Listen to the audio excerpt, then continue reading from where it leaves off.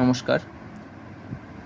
Unit and measurement থেকে যেই men's 2025 একটি প্রশ্ন নিয়ে আলোচনা করছি। বলা আছে the electric flux phi is equals to alpha sigma plus beta lambda, where lambda and sigma are linear and surface charge density respectively, alpha by beta represent. তাহলে এটা এমন একটা অঙ্ক যেটা আমরা জানি যে ইউনিট অ্যান্ড মেজারমেন্টে বাম দিককার মাত্রার সাথে ডান দিককার মাত্রা ইকুয়াল হয়, যে যদি সেটা একটা ভ্যালিড ইকুয়েশন হয় তাহলে এটা ফাই হলে এটাও ফাই হবে, এটাও ফাই হবে।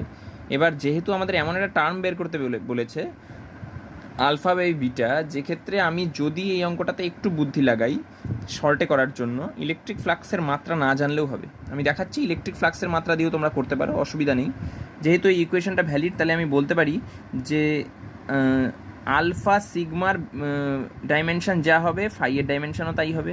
আবারও বলতে পারি বিটা ল্যামডার যেটা হবে ডাইমেনশন সেটাই হবে ফাইয়ের ডাইমেনশন। এখান থেকে আমরা বলতে পারি যে alpha is equals to phi by sigma, আর এখান থেকে আমরা বলতে পারি beta is equals to phi by lambda.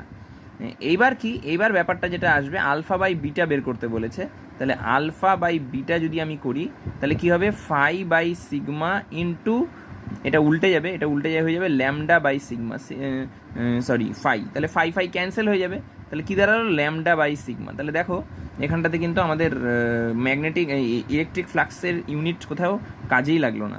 এবার ইলেকট্রিক ফ্লাক্সের ইউনিট দিয়ে যারা করবে তাদেরও হবে, অঙ্কটা একটু জাস্ট লেন্দি হবে।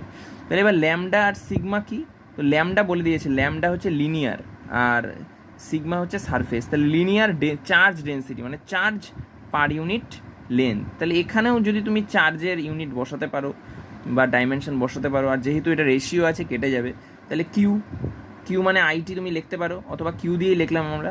তাহলে এটা মানে হচ্ছে চার্জ পার ইউনিট লেন্থ, তাহলে লেন্থ মানে এল। আর তারপরে বলছে সিগমা হচ্ছে কি চার্জ পার ইউনিট কি হয় সারফেস বলেছে, তাহলে এরিয়া মানে কি এল স্কোয়ার। তাহলে এবার এটাকে যদি আমরা কাটাকুটি করি কিউ বাই এল, এটা হয়ে যাবে এল স্কোয়ার বাই কিউ ক্যান্সেল, তাহলে এল দিয়ে কাটলে এটা হবে এল। তাহলে কি দাঁড়ালো, তাহলে দাঁড়ালো যে এই যে আলফা বাই বিটা যেই আমাকে ফিজিক্যাল কোয়ান্টিটিটা দিয়েছে তার যে ডাইমেনশন সেটা আর কিছুই না, সেটা হচ্ছে ডিসপ্লেসমেন্টের। এই অঙ্কটাই যদি আমরা